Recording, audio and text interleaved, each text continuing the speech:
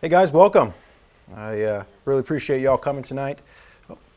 I'm here right now from Spokane, Washington, and I run a company called aliencarvings.com, and we do independent research on the pieces right now that are coming out of Mexico from multiple different locations. And tonight I'm going to go through and show you guys some pieces and what we found. And I've been researching this for 5 years. Just finished our third book on it, and it's really captivating in terms of what we found in terms of petroglyphs and things at the 16-foot level. The thing that really shocked me was we started to see Egyptian and Sumerian type pieces come out of the ground, and I just couldn't believe that. So I'm going to kind of give you a background on how I got started with this first of all, and you know what I've done. I'm a business owner in Spokane, and I never really believed in aliens. I wasn't really a religious guy or anything like that. And so this was definitely a left field topic for me when it came across my plate. My good friend went down to the Tucson Gem Show down there, and I've collected rocks and minerals since I was 3 years old. Carried around a box when I was 3, Michael's rock box. And my grandfather, he was a miner in Idaho at the Gem State, so he always had samples and was cutting things. And my wife, she cuts opals, so it's just something that we've always taken appreciation with. And so about 5 years ago, before the pandemic, a friend came back from the Tucson Gem Show, and he presents a couple of these carvings to me with the opals and other things that he found. And I looked at them like, man, these are cool. That's good work. Whoever's making these is doing a really stand-up job. And he's like, oh, they're 10,000 years old. I laughed at him. I seriously wouldn't believe that. I was like, this would be all over the news if this was even remotely true. That can't be the case. It wouldn't be sitting here on my kitchen table.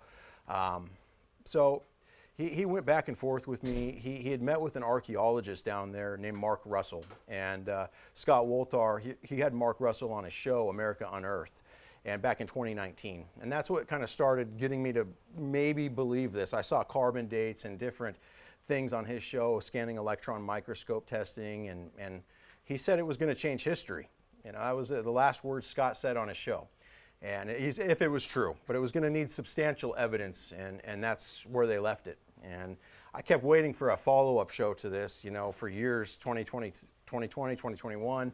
Nothing ever came out beyond just that one show. And then later, I think it was 2022, Scott was on a YouTube program, and he said that his show didn't get renewed because it was too smart for history.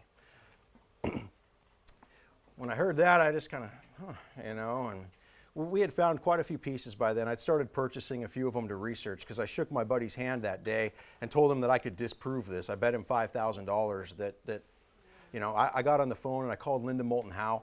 I sent her emails. She actually called me back and we worked together for a bit.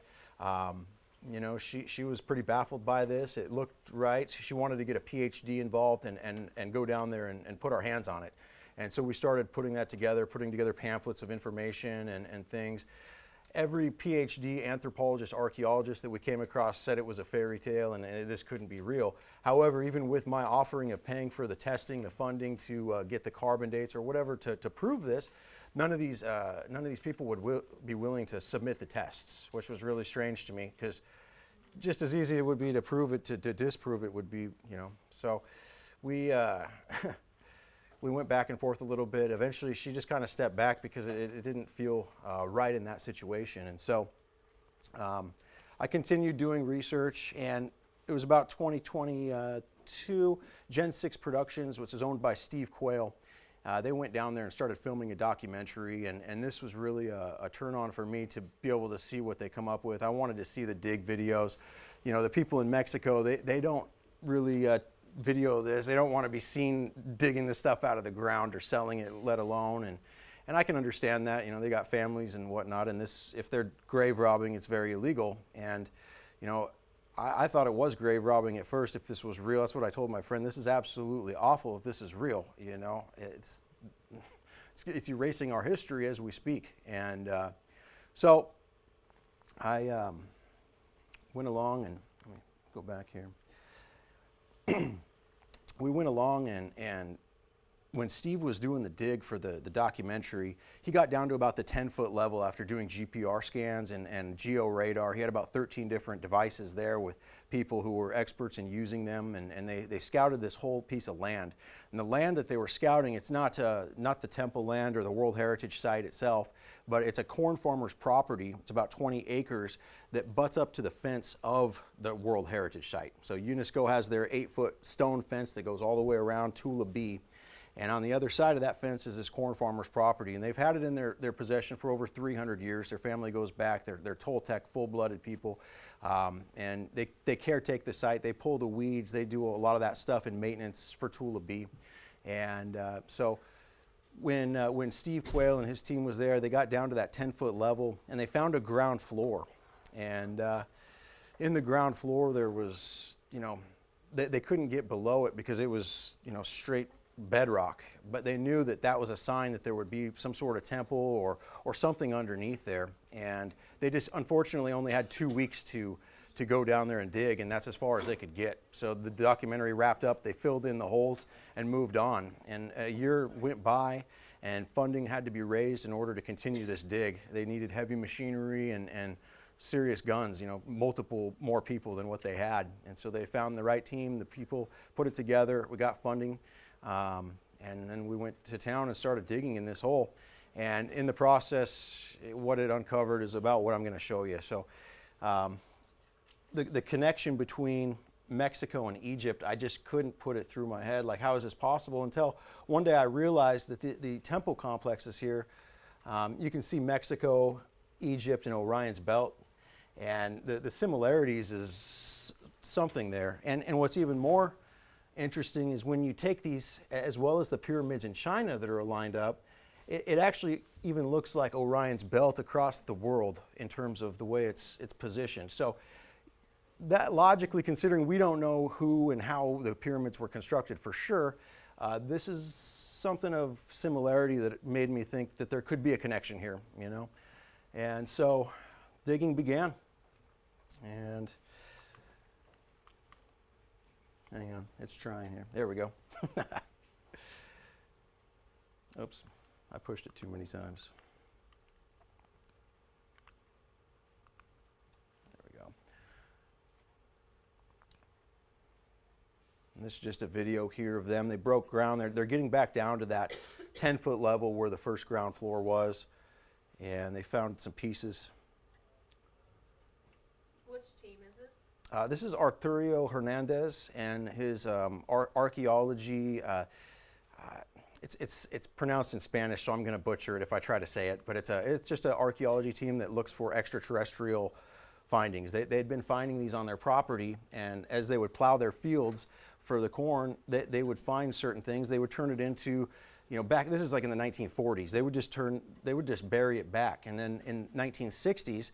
It was illegal. If they found it, they needed to turn it into the UNESCO. And so that's when they started handing it over to them. For years and years, they would hand over any archaeological pieces they would find. Some of it were Atlantean basalt statues, pottery, whatever it was, and pieces that looked like this.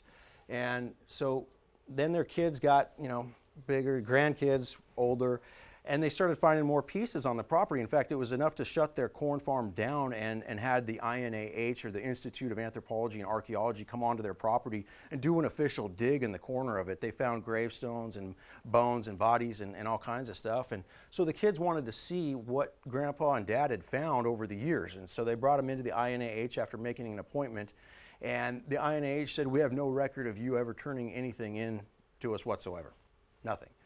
And that really frustrated him because, they trusted their government after UNESCO was formed to be able to provide safety to their World Heritage Sites. This is their land, and now what's happening to all the pieces? It's not in the museum. And so they got really frustrated, and that's what spawned the Gen 6 documentary initially. He went to Steve Quayle and said, "Hey, I've got some land, and this is what we're finding," and Steve was all over it. So, this is the refuse pile here outside of the tunnels, and you can see, they've moved a dramatic amount of land. It took months and months and months of watching these guys 5-gallon pail this, and I put over here, these are pictures of the actual excavations of the Atlantean statues. And I just wanted to show kind of the way the ground was when they found them, because a lot of people see the ground in Tula and they're like, that doesn't look right, that's not old. But the reality is excuse me, the reality is that Tula's ground is not Egypt's ground, and so it's going to look different, and the amount of silt and the way the rocks are is a much different story. And if you look at the Spanish and the Mexicans, how they were complaining that their ground wasn't fertile, and it took special fertilization techniques to get that ground to provide crops, I feel that's because of the way this ground is. And as we go further, I'll show you in the ground, we find evidence, big stone blocks that are 30 tons that are positioned above these caves.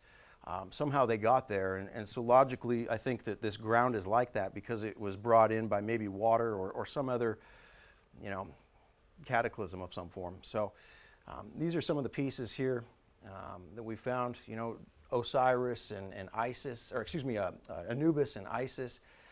Interesting, like portal type configurations. We see Sumerian type bearded beings, and so here's the hole, the first one, and this is at the 16-foot level at the bottom. You can see here a figure of what looks to be like an alien pointing into the hole.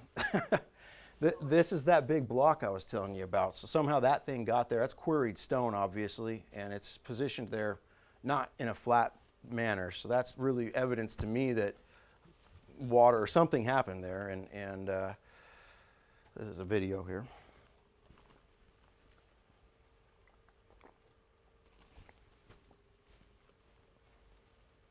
But very similar ground type to what they found those Atlantean statues. And so that was important for me to see, because a lot of people don't know, but those Atlantean statues were not on top of that pyramid to begin with. They placed them there.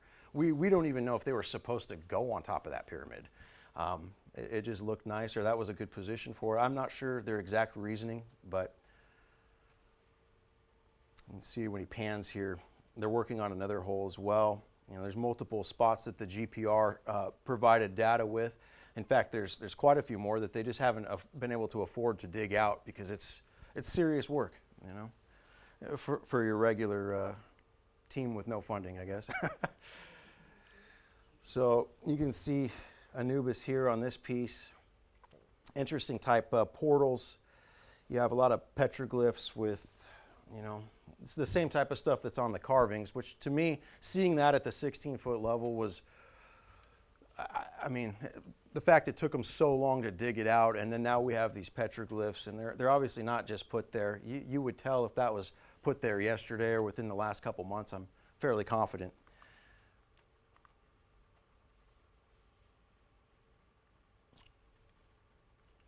It's trying. But these, this is the second tunnel that they're digging here, and this one's only about 8 feet in the ground. But the amount of stuff that they found inside of here,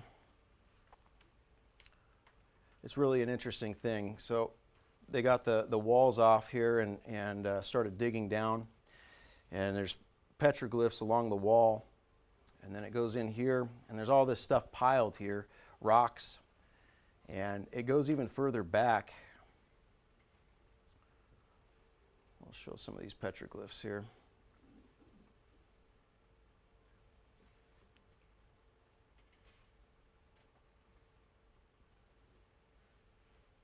But you can see the way the stuff's positioned in there. I mean, it's almost like it was just thrown in there somehow. And that's the way the caves are too. It's not fully covered inside with dirt. It's up to, I don't know, it's probably a 3-foot clearance maybe in there. These are some more of the objects found, and this was the discovery of it, and they obviously set it here just to give it a perception. But this is the type of equipment that they use to find in the ground. This is a ground penetrating radar that they do the scans with. This skull here was found, and I actually brought that with me tonight, so you guys can come up and check that out later on if you'd like.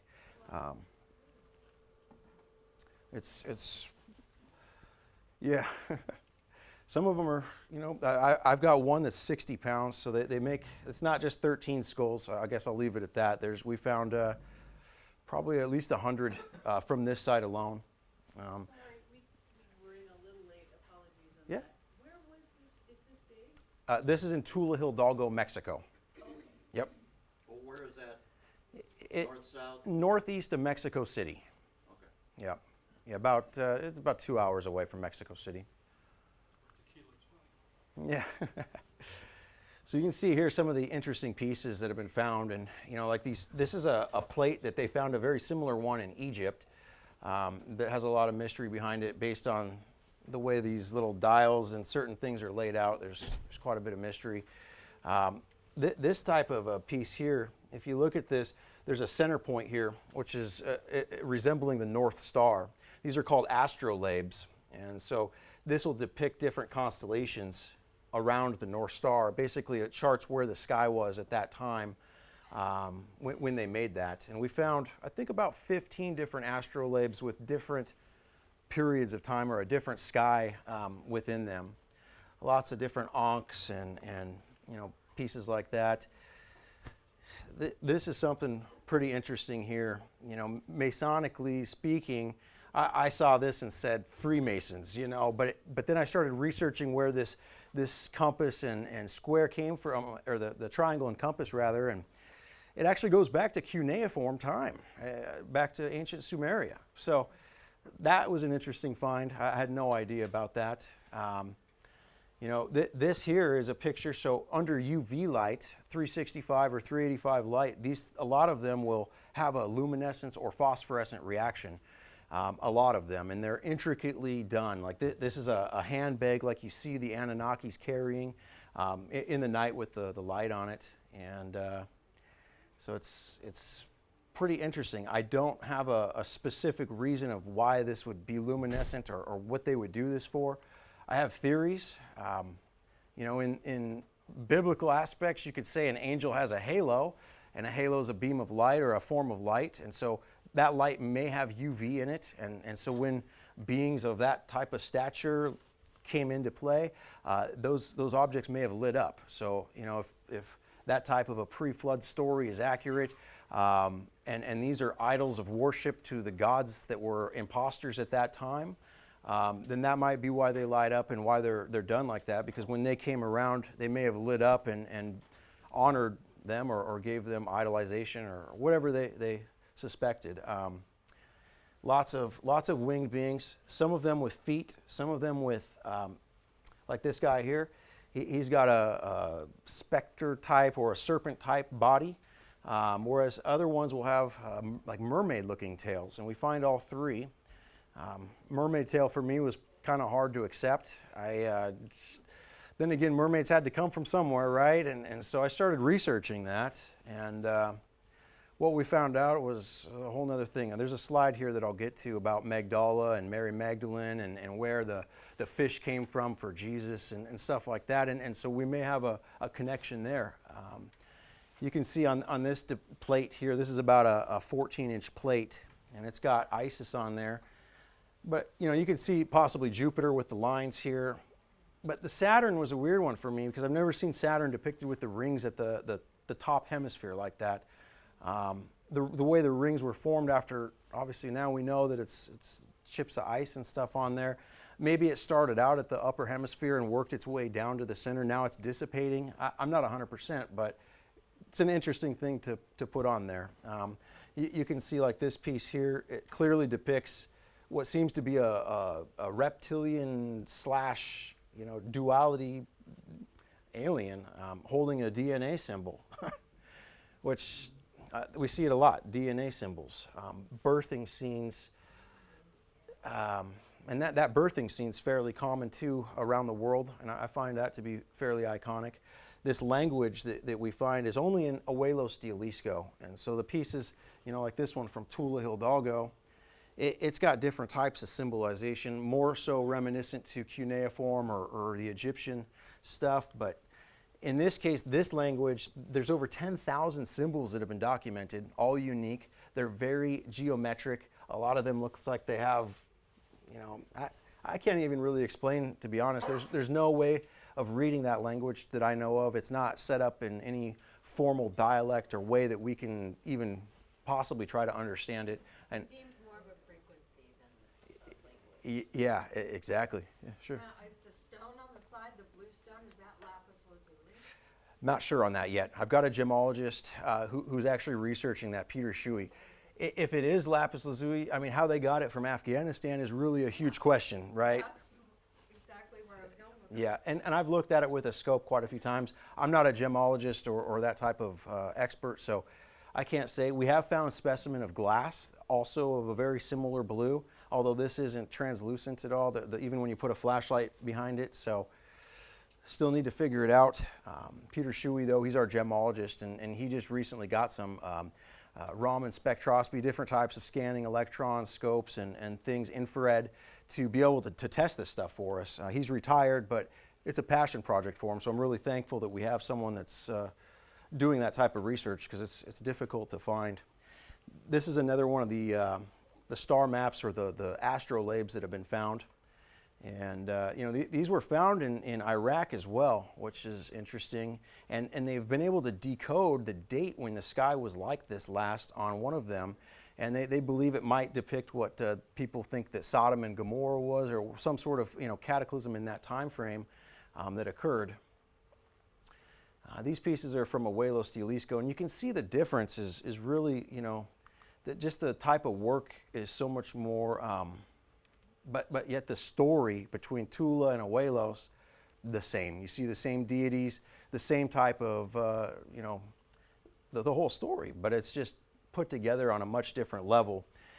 This here's you see all these little pieces in there. They're mosaics. So yeah, sure. Go back to the next one. The bottom of that one almost looks like a DNA. It is. Yeah. And it's not just the DNA strand that we find, but we find it with two serpent heads, or with a cobra head at the top of it. We also find, complex scenes of an animal body with a human head on a table with a vat of, it gets pretty complex. And the people who are doing the genetic work, it seems like, is Thoth and Anubis, as well as these reptilian gray type beings. So, yeah. This is that cake. Go back one. The one on the right, is that all one piece? No, this is a four-piece thing. So the base, and then the snake is a pipe. You can smoke out of the tail. Here's the pipe. There's actually resin in this, so we hope to get it tested. This piece up here is also a pipe, and they're handing the smoke or something through their mouth there.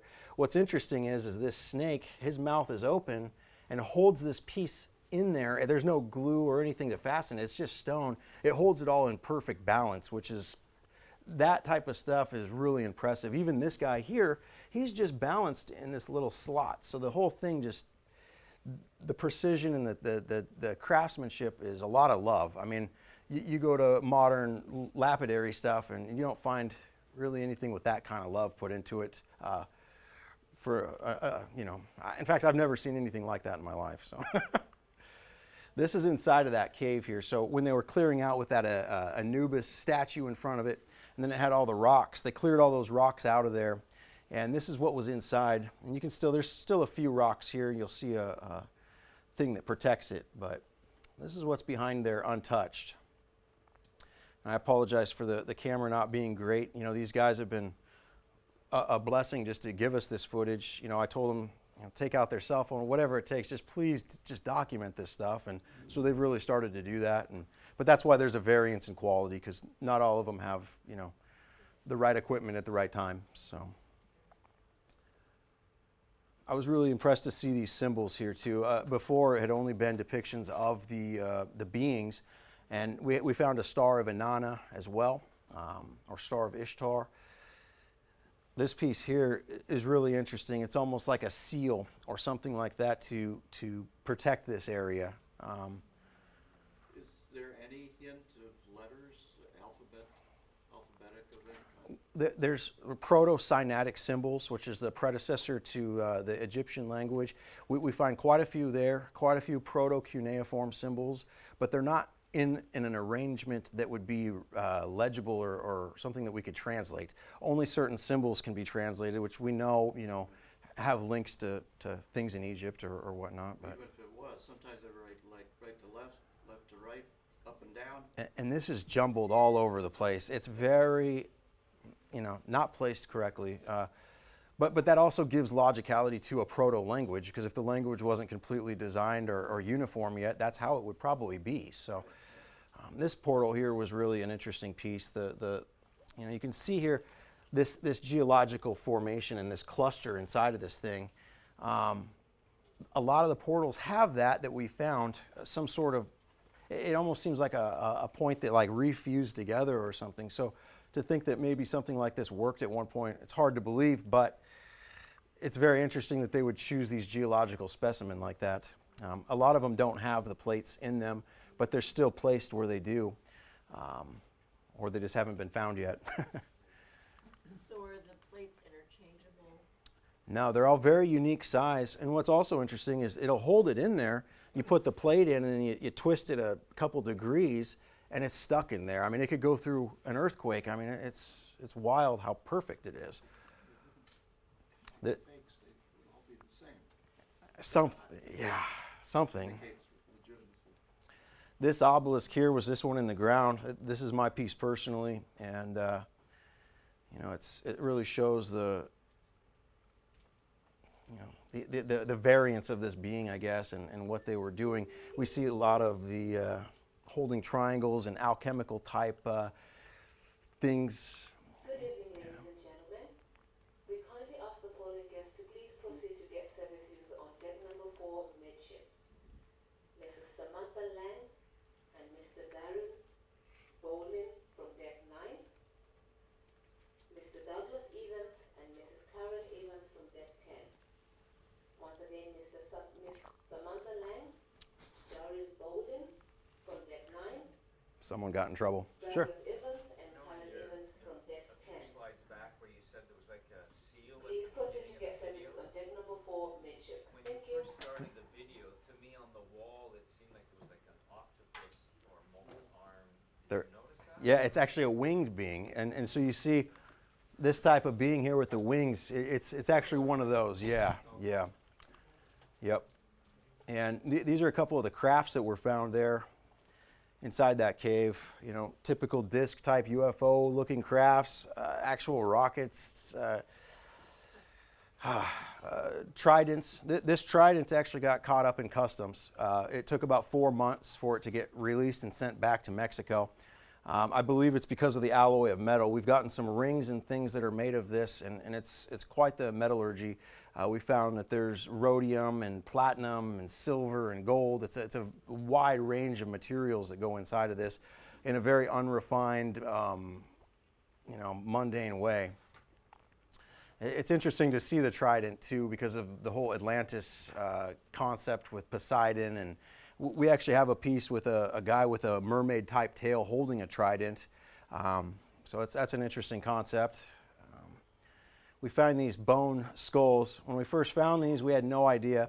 I actually asked Scott Wolter, somewhere I thought I saw him here, but yeah, there he is. I tried to have some carbon dating done on these things. We had no idea what the heck they were. We still truly don't know for sure what they are. I believe it could be an ox that's been cross-sectioned out and cut in half. They might be making these as a sacrum to show some sort of pay homage or some sort of ritual. Not 100% sure, but definitely an interesting looking skull, and why they would cut it down to that. This one specifically here was the first one found, and the type of bone here, it almost seems like it's petrified in comparison to the others. So I think that... I would like to point out that looks like the Fade to Black logo. Hey, wait, Mike, before you go Nice eye. too far, Yeah, is the far right one there on the bottom left, is that the one you gave? that's me? yours. That Yep. is it, okay. Yep. And then on the picture to the right, Uh-huh. that looks like a bear skull on the far right. Yeah, I think it could be, or some sort of animal like that, maybe a tapir or something. I couldn't identify it, but That came out of the same hole? yeah. Yep. And that's what led me to believe that they're sacrum. Yeah. Did you have a question? That was my next question. They look more sacral than Yeah. skull, not sacral. And that would make sense. On this one, there's a lot of carving. It's got the glow-in-the-dark stuff on the top, or the UV stuff, so it would make sense. This is an interesting piece from Abuelos. This whole thing's hollow inside of here. You can put a flashlight up to here, and all these different inlays, like this is a stone that's cut and put in here, but they all light up. And you know, we see, I don't know if you guys have ever watched Skinwalker Ranch, but they caught a UAP looking thing that they did a rendering of, and it had a very similar spherical shape to this, which is an interesting relation for sure. What was that? Or they had bowling alleys. Yeah. Sorry. Yeah, no, yeah. This is one of the carbon dates we had. You can see the piece here is one of those mosaics. It came in the mail broken, and so there was a friend of mine that had purchased it, and so I sent it to him. I said, just keep it. You know, he said he could get lab testing. That's why he purchased it. I said, just get your lab testing, send me the tests, and we'll call it good. And so he did. The test came back at 17,795 BP, plus or minus 55 years. It's all in Italian, I apologize, but that's the important one. 17,795, plus or minus 55, yeah. So that's interesting, and that's from Abuelo Stilisco. And as far as Tula Hidalgo dating, there's not a lot of pieces that have been dated. Unfortunately, the type of glue that's been tested on these... Can we back up to the carbon date? Yeah. To get to that number, what organic material was tested from that piece? The adhesive. So you can see that these are the mosaic pieces that broke off, and underneath is it's a grayish, you know, it's a glue, some sort of adhesive. What's the composition of the glue? It has copal resin in it for sure, but as far as a complete breakdown, we haven't paid to have it reverse engineered fully. They've only been able to detect certain things as they were testing it, but yeah, the copal resin's most likely the organic, or the dominant organic substance in there. Yeah. Hey, Mike, Uh-huh. while you're on this subject of dating, Yep. which is very compelling, and you and I have talked about this dating quite a bit, and you know, the pipe with the organic resin, we talked about that before. Mhm. When it comes to this adhesive, you know, one of the first things that I thought about is how would you fake this, right? If you were gonna fake it. Right. And there's two ways that I can think of that I have personally not tested yet. So my mind is open. But you also have to look at how could this be faked. 100%. One of the ways is copal, like you said, an ancient tree resin that indigenous people would use they would heat it up, reactivate it, and it would become sticky, and they would use it as an adhesive. And some of that can be dated back tens, hundreds of thousands of years old. Right. The other way you could potentially do it is take like a Pleistocene bone of, say, a mammal or of a mammoth, and grind it up and mix it with a modern adhesive, and then if you tested it for C14, would you get these kind of dates? Well, You see, potentially could. No, that's a great point. I can Now, answer let that. me throw this back Yeah. to Mike. Okay, On yeah. that point there, if you were going to do that and attempt some kind of, you know, hoax or Yep. some kind of fake stuff, you would have to, man, Ted, people can hear me with or without this microphone. The video, man. Anyway, because I want Mike to answer this. Yeah. You would have to find something within that window of 17,000, 16,000. And that's Right. not hard to do. Consistently? Or let Mike answer. Yeah. Mike, do you understand what I'm Yeah. saying? You have to get into this specific window. Yep. And that seems difficult to me, but Scott says it's not hard. Not hard. I don't think it's hard if you have a carbon lab. If you had a carbon lab under your wallet, you could get the stuff tested. Oh, this one fits into the window. Let's use this. Right. But to get it into that window consistently across, you know, I've seen about 50 carbon dates personally from Abuelos, from the adhesive. And we've seen 12 to 18,000 years more often than not. So, yeah, that could absolutely be a way. Now, the thing is Nassim Harriman, he had a head that was ceramic that he thermoluminescence tested with a core sample and had a 13,000 or 14,000 year old date on that too. I think really to get more honest dates, we're going to need to test bone on top of this. We found some bone pieces that are waiting to be tested. I think that'll add a lot of merit. I've also got one piece that has ceramic and adhesive on it. I think if we could do a double test on that and it was consistent, that would be much more something that I would be confident with. But yeah, Okay, I mean, and I want to address one more thing, because listen, this community, the world would love to have all this be spot on the money, Yeah. right? Oh, of Because it's crazy. But we don't like being deceived. That's No. the other thing. But the resin sample on a pipe that I was working with, and I looked at that, that resin sample came back at 14,500, right? BC and BP, and that was the resin, and that's the one where I had a little bit. Now, also, it might have been cannabis, and that was the other thing. I'm not kidding. Wow. This is not a joke, right? And I thought that was interesting too as well. That was continuing to be studied. But how would you fake pipe resin? That's a difficult thing, because the carbon is already part of the carbon dating. yeah. Same thing. Right. 5,400. You had 5,400? Yeah, the very first test that I ever did was on a very small pipe that was given to me to test. This is probably 14 years ago. And I looked under the microscope, and there was sediment on the inside of the bowl, but below that was an organic resin, like it had been smoked, right? So I called the lab I was using at the time, which, by the way, will no longer test any more of these artifacts. But I said, you know, I'm going to take the sample, and we talked about it. He said, Scott, don't worry about it. Just send me the pipe. I'll collect the sample, and we'll test I it. remember that. Yeah, and they did it, and they got 5,400 BP, which would be 3,400 BC. But what happened was, I sent the pipe. He called me about 3 weeks later. He said, Scott, can you pay for this up front? I said, okay, because he'd never asked me to do that before. And then I paid, and he said, don't ever send me another one of these again. And then he sent the results, and it was 5,400. Is it harder to try to fake your way through with pipe resin? I couldn't even fathom how you could do that, because it's a burnt, combusted substance. I mean, that's much more complex than just copal resin. Yeah. That's why more work needs to be done, and the final word on this hasn't been said yet. Yeah, I'm still a skeptic. I mean, honestly, I know for a fact there are fake pieces out there. We've found them. We know there's replicas, and I'm confident there's real ones out there. That's the thing is, you know, even if 1% of the stuff is real, even if just one of those petroglyphs is real, then this topic has merit, and it needs to be researched more, because that means there's probably more real stuff, you know. Hey, Mike, one more thing on this. I think it's important, and I want to hear what you have to say about this, is that people, you know, they say, well, is this real? And I say, of course it's real. There it is. You can hold it in your hand. The question is, how old is it, really, and who made it? And I think, I know what I think. I think the indigenous people made them, but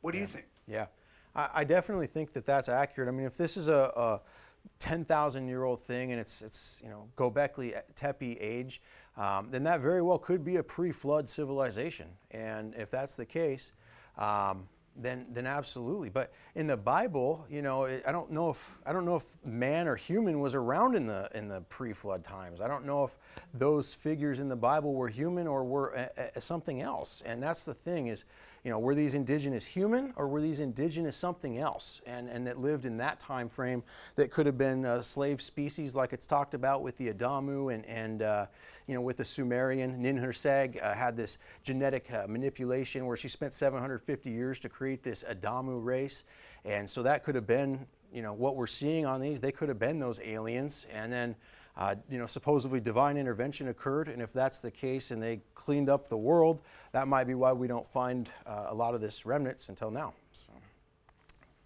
yep. So we got, you know, I'm just going to go through a couple things here. Jewelry containers with lots of different types of rings. The metal in them ranges from gold, rhodium, bronze. You know, we see a lot of the fallen angel type stuff on there. Incredible vases made of green banded calcite. This thing's about this tall. This really reminded me of a moai from Easter Island. It has a lot of that type of look to it, which is interesting to see. Although, with the way the Pacific is underwater, it does relate to a plausibility of a flood table change at some point as well. This, Is the base carved? oh yeah. Yep. Yeah, that's all carved. There's just dirt inside of the grooves that make it turn black like that. Does that one have fluorescent? It glows red. Yep. And that's from the calcite. Yeah. This is a watch here that resembles what the Anunnaki have on their wrists in a lot of the reliefs. This is a functional sundial.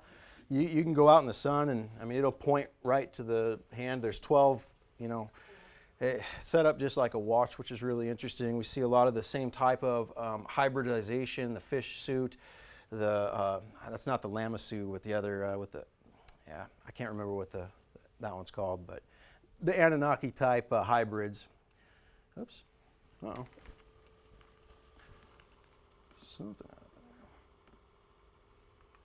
I hit the wrong button, I apologize.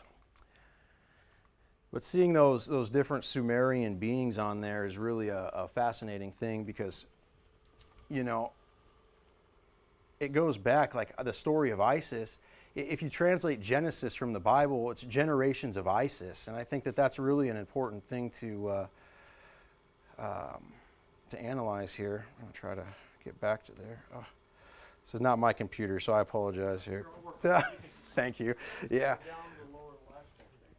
Yeah, I'm not familiar with this version of PowerPoint, so, but you know, the depiction. Normally, Isis has this large headpiece on, and you can see in that picture there that it had broken off in the ground, but we do see a lot of her and. Stop.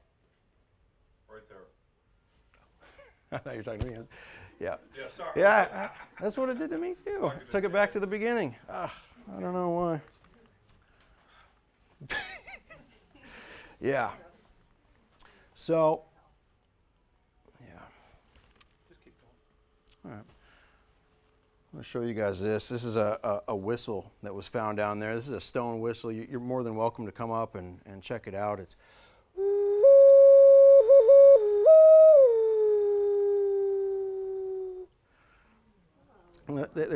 I have one that's 30 pounds. They're all tuned into a solfeggio scale based off the 432, some form of that or some note from that scale, which is really an interesting thing because that's a solid rock. So to carve that out and to tune it had to take a dramatic amount of time regardless, you know, to get it so harmonic. That's one thing that we find. There's probably 40 or 50 different flutes and whistles. They mimic tons of different bird calls. There's large things where you put water inside of them and you rock them back and forth and it'll mimic all these different bird sounds. Yeah, and the Mayan actually have these whistles as well. And they've perfected, I think, like, I can't remember the number specifically, but they've mimicked dozens of types of different birds. And so, I don't know why it does that. Oh well.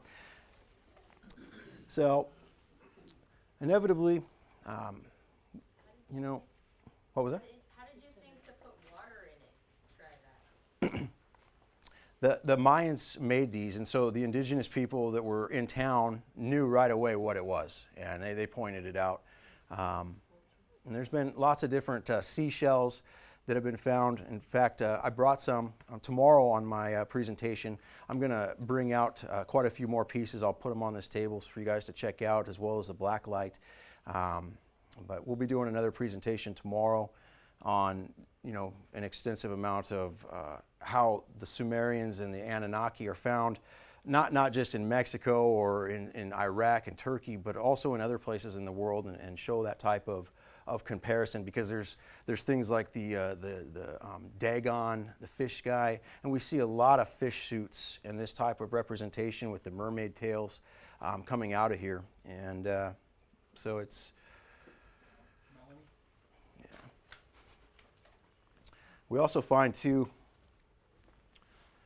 you know, this is a perfect example of the fish tails here. You can, I don't know if you guys can all see this, but you can see the beings that are represented on the side of this skull have the mermaid type tails, but they still have wings. And if you're familiar with the Nazca mummies, you know, this is something I wasn't really too sure about when I first got into the Nazca mummies. I seen them and really didn't believe it. And then a good friend of mine, he had a couple of them for sale, so we actually were inclined to purchase them. This is right after the Congress happened, where Jaime Maussan brought it in front of the Mexican Congress last, I believe it was September or October, somewhere in that area. And so October 7th, they shipped the 2 mummies to us from DHL. You know, at that time, the news had basically said that they were all manufactured by animal bones and that they weren't real. So we felt confident in ordering these things to see ourselves. And they got seized by DHL, and we paid 15 grand. They got seized by DHL, and we were like, you know, and figured that they would have to say that they were fake. They wouldn't say, oh, they're real. And the next morning on their Good Morning America type program in Peru, all of a sudden they've got our mummies, which are dressed up like little dolls, and they've got them on the news, and they're going through the x-ray at DHL. It shows the screen there with Leslie Ortega, the Department of the Culture, or the Ministry of Culture down there. She's the head of that. She went into DHL to check this for herself, and she took the mummies. They sent them to the Incari, or the Cuzco, either the Incari or Cuzco Institute, one of the two, for research.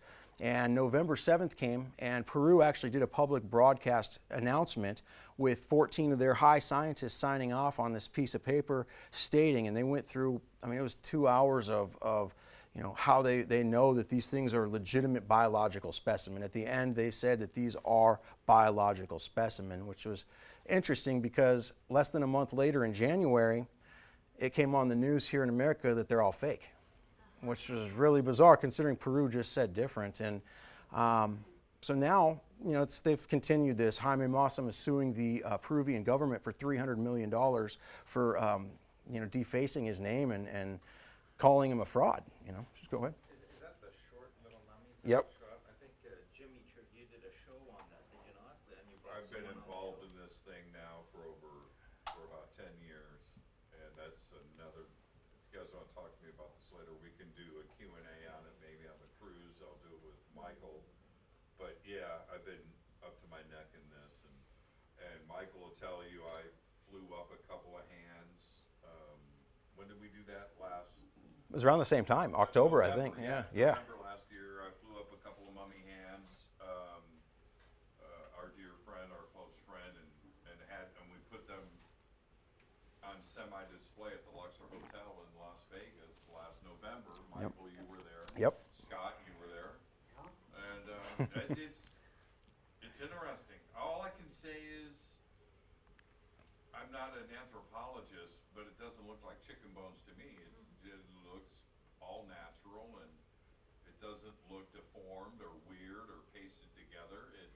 But again, what do I know about mummies and mummification and bone structure? I don't know, but my eyes say there's more discussion to be had here, and it just can't be dismissed. I agree. Yeah. Okay, got Melanie on the slide, so we're gonna halfway through, so let's go through them. Okay. Now just use the up and down Oh, arrow. got it. So the reason I even brought the Nazca mummies up was because after this has all happened, they've displayed new species, and there's, I think, over 10 different species that they've identified of these mummies. And one of them is about, you know, 2 feet, 3 feet tall, but it has an appendage coming off the back. And, you know, if you look at some of these winged beings, there's a bone that comes off here that holds and supports these wings. And this Nazca mummy has that exact bone in the exact place coming off of it. And so the similarity of the way these mummies look with some of the carvings and the pieces that we found, it definitely leads us to believe there's a connection. I've got a few books next door if you guys are interested, but it goes into detail, and we show all that in there, and how they resemble this. We've also found, really what's interesting, and it's on a piece from Abuelos, the feet look like bird, you know, like chicken feet. And this is actually on a carving from, I think it's from Iraq as well, of Inanna, and she's got these bird feet, and she's an angelic being from there. And so to see these bird feet on the actual physical Nazca specimen with the wing on the back, and then to see it on these pieces as well, was really I mean, and the timing. The piece from Abuelos came out of the ground with this depiction on it before the Nazca mummy was released. I mean, before I knew about it from Jaime. So I don't know which came out of the ground first, but I believe the piece from Abuelos did. And that's pretty hard to do, in my opinion. I mean, it's not just an imagination at that time. Like, that's it's pretty extreme. Yeah, perfect. Oh yeah, you can go down like I think to like 20 maybe. Yeah, 25. Let's see. 20. Keep going a little bit more. Sorry, like 28. Oh, that is the last one. Oh, okay. No wonder, you guys. I'm so sorry. Yeah, please. Yeah, yep. So, like, I don't know if you guys are going to be able to see this, but like on this piece here, you see the bird being with the handbag, and this is a common thing that you find in Sumeria.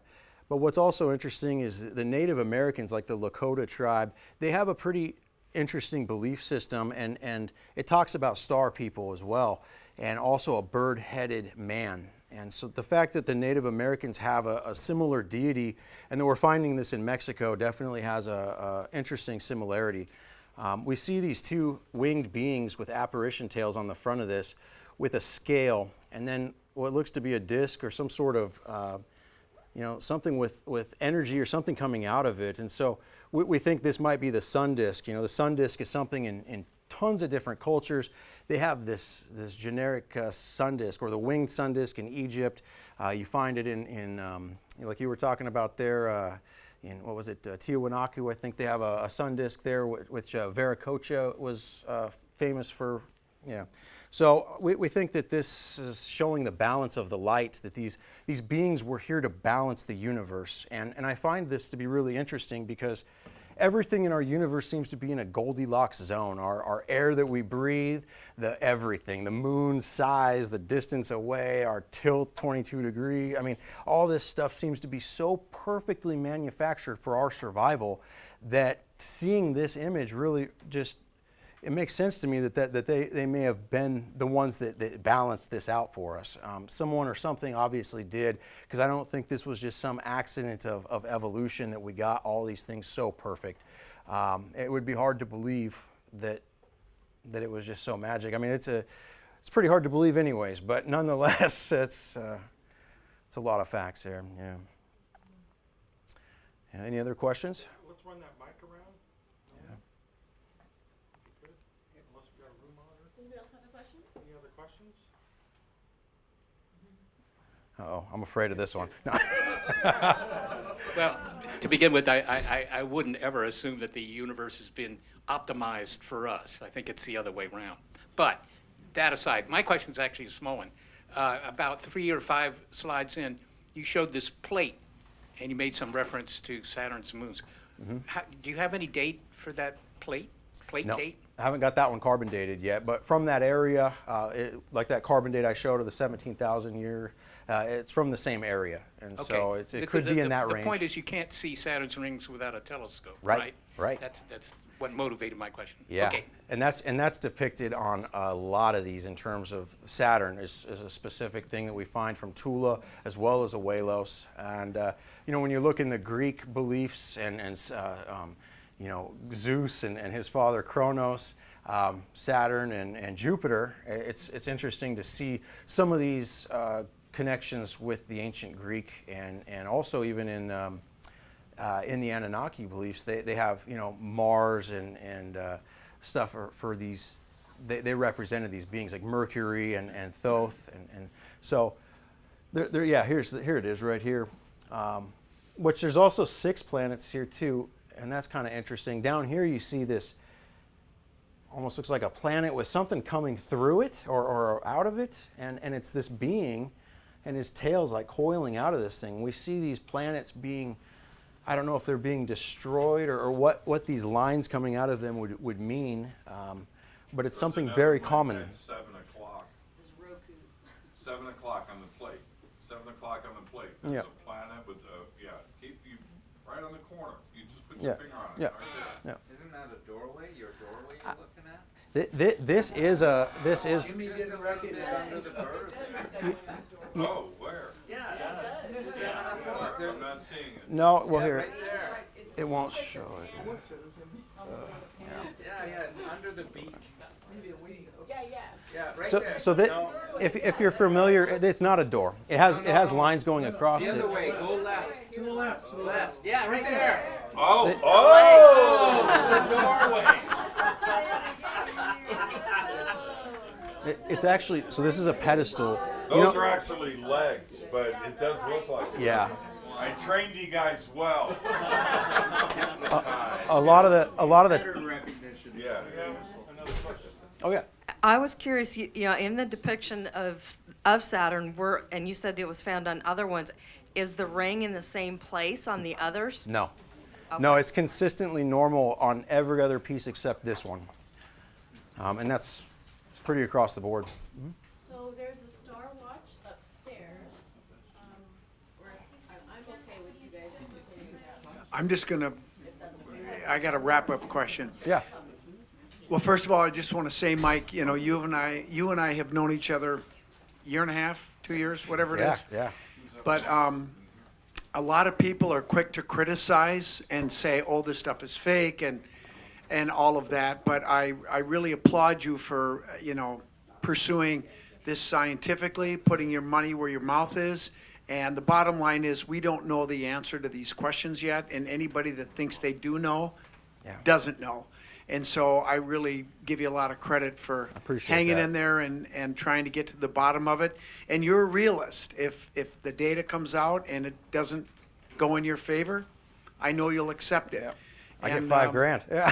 So just keep going for it, man. That's all I wanted to say. I got a wager with my friends, so yeah, either way, right? I appreciate that, Scott.